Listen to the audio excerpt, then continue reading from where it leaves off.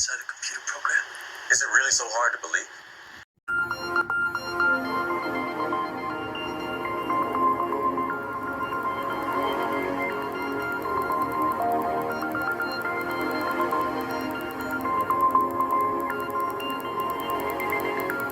You're going to hear what's going to happen and what they're doing. They don't give a shit about anybody. Period. Give a shit. Hear what's going to happen and what they're doing. They don't give a shit about anybody. They don't give a shit about anybody. Period. Everyone is fair game in this matter. You need to start thinking in terms of indoor grow-up, because outside right now, guess what? It's done.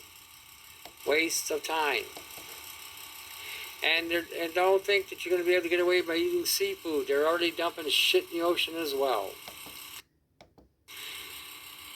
The remarkable thing about all this is when they're saying that they're going to put it in the ground so that they can better monitor the earth, monitor the plants, better yields, going to be stronger, healthier, blah, blah, blah, pest resistance, so forth and so on. If you don't want to learn how to buy houses legally with $10 and then flip them to profit 10. Everything is always going to be about how good it is going to be for us. And then usually after they insert this shit in the air or in the ground or where they put it in, it takes 20 years for anybody to really figure out what is going on and why you're sick. It ain't going to even take that long. For the most part, in 5 years, most of you are going to have issues and health issues that you've never even heard of before, and they're going to create all kinds of things, and you are going to say, oh, really? What is that?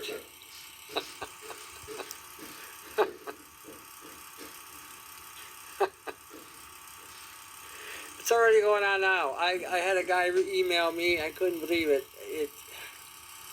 The last email said, I wrote him, and I said this straight out, you can't help stupid. I gave him the information, told him the links to go look up, go read. Kept on asking me, saying some stupid things. I said, you know what, you really can't help stupid. So here's the information. Get caught up, start reading, pay attention. Don't think for 1 minute that the stuff that we dealt with, that we had 100 years ago, may work today. We are dealing with synthetic biology, artificial life. We are dealing with a programmable life, okay? They're even talking about programming inanimate objects to do things. They're talking about putting 3D printouts with DNA.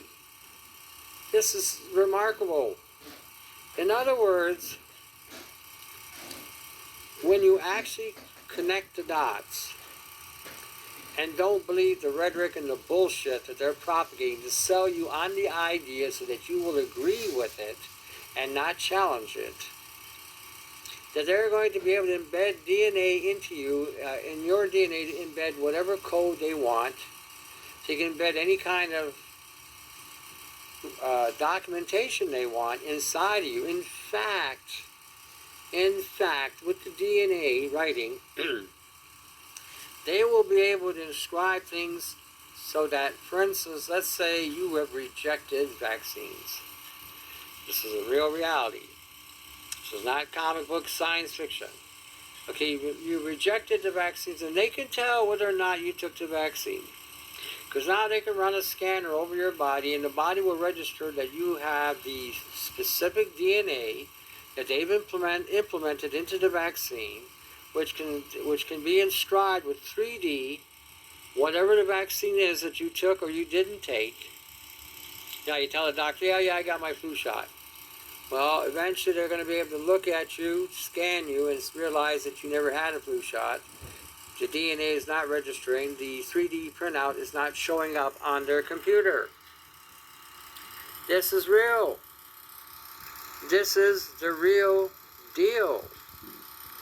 They're doing this right across the board. You are nothing more than prattle to these people. You're not even cattle. Cattle has more value as far as they're concerned. They can raise them, cook them, and eat them. You are a problem children. that require a lot of effort and very little return. That's how they see you. That's how they see all of us. And because you're too busy with your cell phone and your social media and your television shows and your radio shows and getting caught up in whatever distortions and distractions that they have thrown at you, you are like, those of you born in the 50s and 60s, you remember the story of the ant and the grasshopper? You know, the old fable, the Aesop's fable. How the ant was diligently getting ready for the winter. Getting ready, being prepared, getting ready. And how the grasshopper was frolicking and playing and partying and say, hey, Mr. Ant, come on down. Why don't you boogie woogie? Why don't you have a little stogie here? Why don't you take a drag off this joint? Why don't you have a slug off this booze? Let's just have some fun.